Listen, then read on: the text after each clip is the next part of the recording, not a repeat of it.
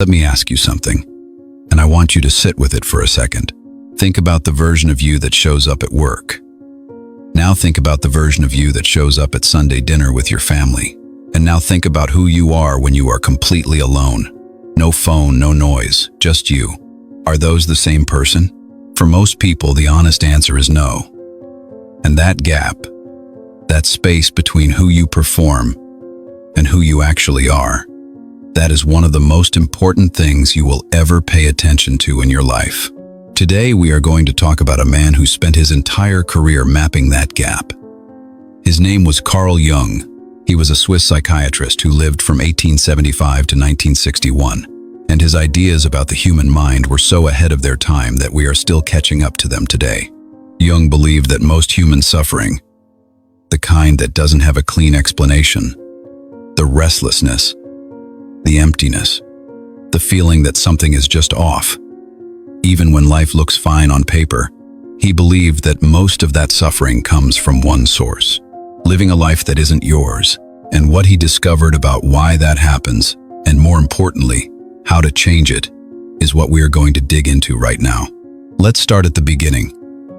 When you were a kid, you didn't come into this world knowing how to perform. You just were. You cried when you were upset. You laughed when something was funny. You got angry, you got curious, you got weird, and you didn't apologize for any of it. But pretty quickly, people started sending you signals. Maybe your parents told you to stop being so sensitive. Maybe your teachers rewarded you for being quiet and penalized you for asking too many questions. Maybe your friends made it clear that certain parts of you weren't welcome at the lunch table, so you adapted. Kids are smart. You figured out what got you accepted and what got you rejected, and you started leaning into the first category and burying the second. Jung called this constructed version of yourself the persona. The word actually comes from the Latin word for the masks that ancient Roman theater actors wore on stage. And that is exactly what it is. It is the face you present to the world, the polished, curated, socially acceptable version of you. Now, the persona is not a bad thing by default. Every single one of us has one, and we need it. You need to be able to adapt your communication style when you are in a job interview versus when you are out with your college friends. That is not being fake. That is called being a functioning adult. The problem, and this is where Jung gets really precise, the problem is when the mask stops being something you wear and becomes something you think you are.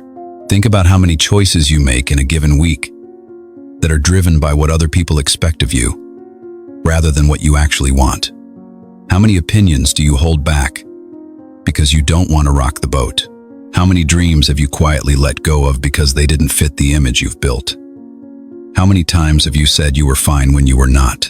If you can't separate yourself from your persona, if the idea of someone seeing the real you, the uncertain, complicated, unpolished real you, if that idea terrifies you, that is a sign the mask has become the whole story.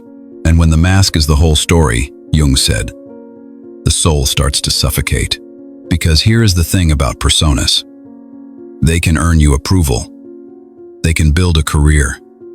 They can even build a marriage, but they cannot give you the one thing most people are actually hungry for, which is the feeling that you are known, that someone sees the real you and chooses you anyway.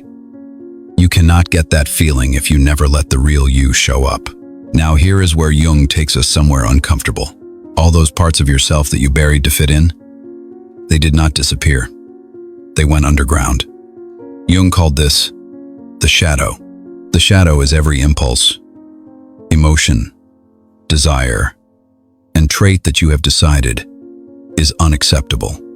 The anger you were told to swallow, the ambition you were taught was selfish, the grief you never let yourself fully feel, the parts of your personality that someone at some point told you were too much.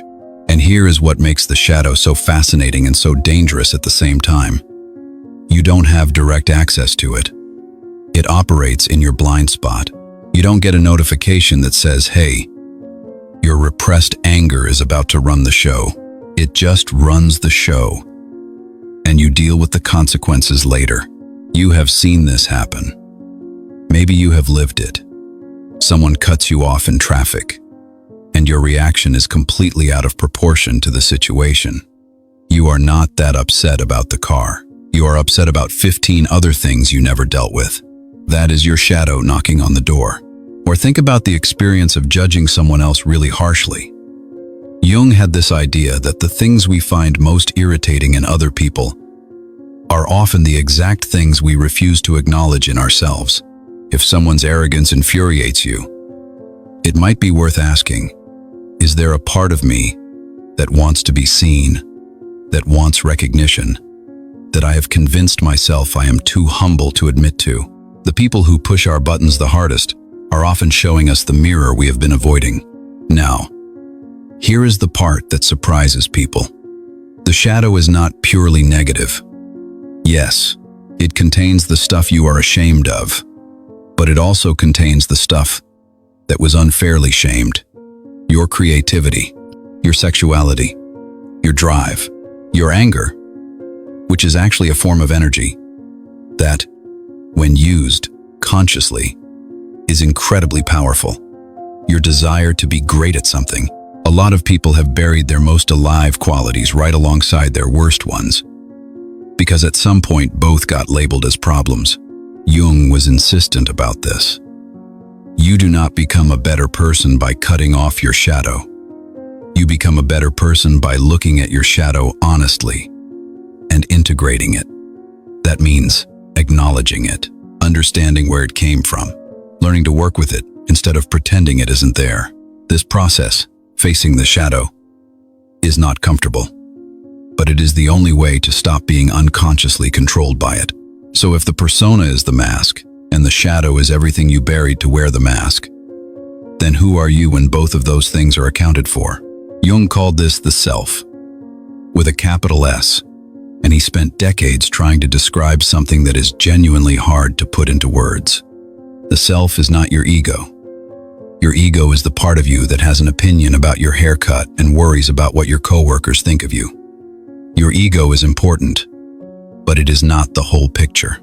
The self is the totality of who you are. It includes your conscious mind and your unconscious, your strengths and your weaknesses, your light and your darkness.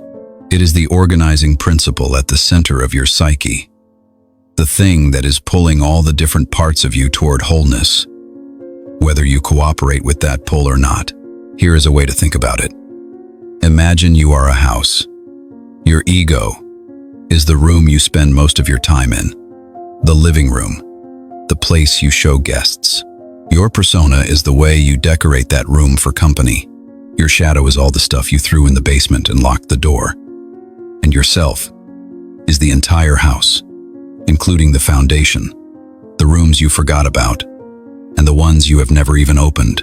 Most of us spend our whole lives in one room, decorating it for visitors and wondering why we feel cramped. Jung believed that the deepest purpose of human life was to inhabit the whole house, to know yourself completely, the parts you are proud of and the parts you are not, and to build a life that is an expression of that full, true person, rather than a performance of an acceptable fraction of it. He had a word for the journey toward that wholeness. He called it individuation. Individuation is one of those words that sounds complicated until you understand what it means. And then it sounds like the most obvious thing in the world. It simply means the process of becoming fully and authentically yourself. Not the self your parents wanted. Not the self that gets the most likes. Not the self that fits neatly into a category. Your actual self, the one underneath all the conditioning. Now, here is an important thing to understand about individuation. It is not a destination. You don't arrive at your true self one Tuesday afternoon, and then you're done. It is a lifelong process of discovery, of peeling back layers, of getting more honest with yourself year after year. It also doesn't mean becoming selfish or antisocial. Some people hear all this talk about finding yourself and assume it means doing whatever you want with no regard for anyone else. That is not what Jung was describing. He was describing something much deeper and much harder than that. Individuation requires courage because it means being willing to question the stories you have been told about who you are. And most of us have been telling ourselves the same stories for so long that they feel like facts. I am not the creative type. I am not someone who asks for things. I don't deserve more than this. I am too old to change. These aren't facts. These are stories. Usually stories that someone else wrote for us and we internalize so completely that we forgot they weren't ours. The path toward your true self starts with noticing those stories, asking where they came from, testing whether they are actually true or whether they are just comfortable and familiar. And it continues with the much harder work of integrating your shadow, of sitting with the parts of yourself you have been running from, of forgiving yourself for the things you are ashamed of, understanding them, and bringing them into the light where you can work with them instead of being ambushed by them. There is one more piece of Jung's framework that is essential here, and it is the part that explains a lot of behavior that otherwise seems mysterious. Jung believed that the human unconscious is not just personal. It is not just made up of your individual memories and repressed emotions.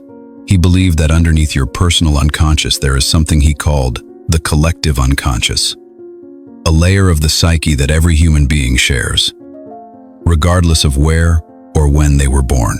And embedded in the collective unconscious are what Jung called archetypes. These are universal patterns, primordial images that have been part of human psychology since before recorded history. They show up in every culture's myths, fairy tales, and religious traditions because they are not cultural inventions. They are something closer to mental blueprints. You already know these archetypes, even if you don't know that word. You know the hero, the person who goes on the journey, faces impossible odds, and comes back transformed. You know the trickster, who breaks the rules and disrupts the system in ways that can be destructive or liberating depending on the context. You know the wise elder, the caregiver, the rebel, the creator. These are not just characters and stories. They are patterns that live in you, and understanding which ones are active in your life at any given time can tell you a tremendous amount about why you are doing what you are doing.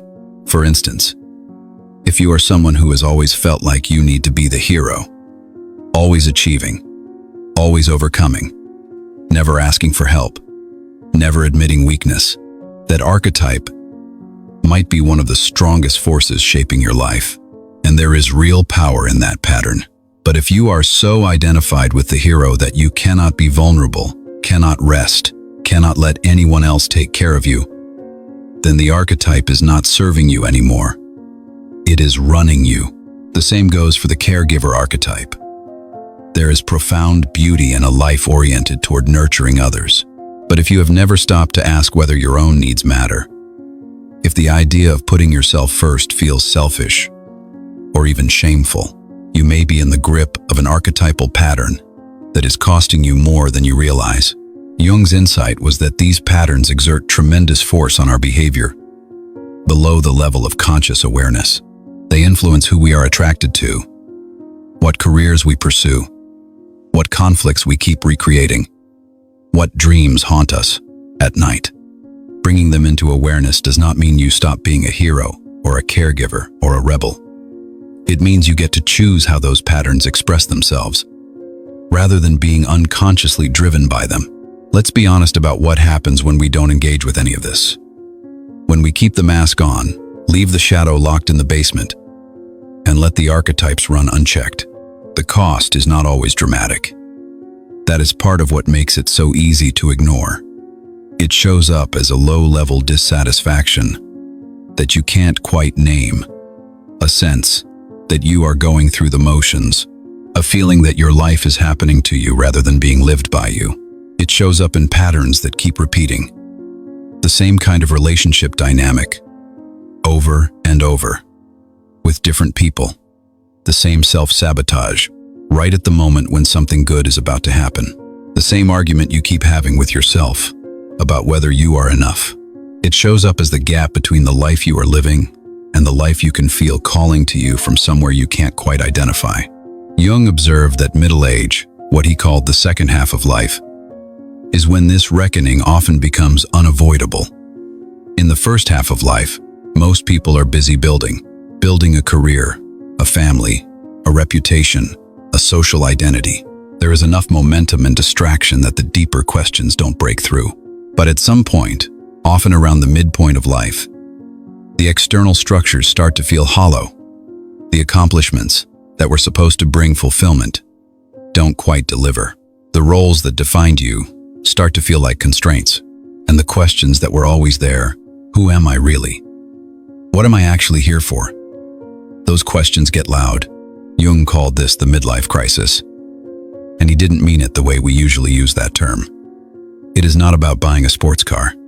It is a genuine psychological confrontation with the unlived life, with the parts of yourself that never got to show up, with the person you might have become if you hadn't spent so long performing the person you thought you should be. The people who avoid that confrontation don't avoid the suffering. They just express it differently.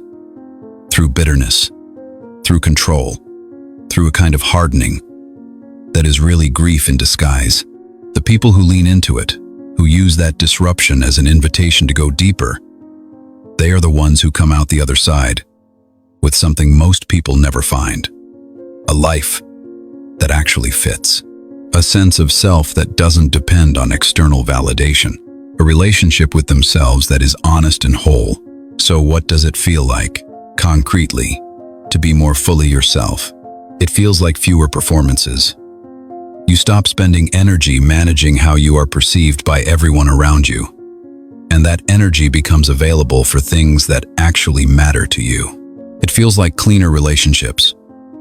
When you are not hiding major parts of yourself, your connections with other people get more real.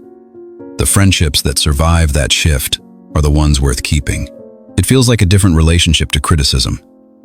When your sense of self is not built entirely on the persona, you can hear feedback without feeling like your whole identity is under attack. You become more resilient without becoming more defensive. It feels like owning your reactions. You still have your triggers, but you start to see them coming. You understand why they are there. You get to decide what to do with them instead of just reacting and cleaning up afterward. And it feels like direction.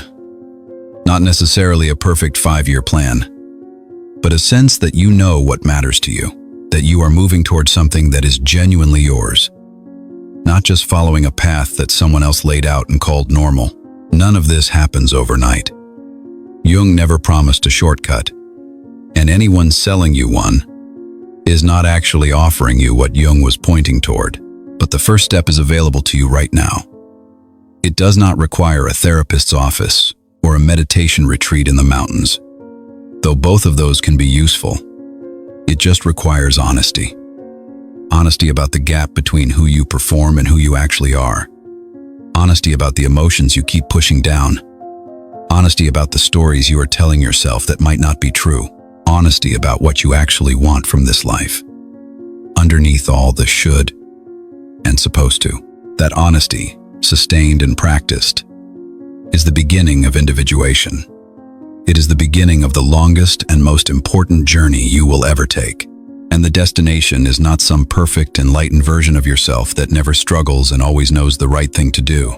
The destination is you, your actual self, fully inhabited, fully expressed, fully alive. That is what Jung spent his life pointing toward. Not a theory, not an abstract ideal, just the possibility that you might actually get to be the person you are in the one life you have. And that possibility is worth every bit of the work it takes to get there.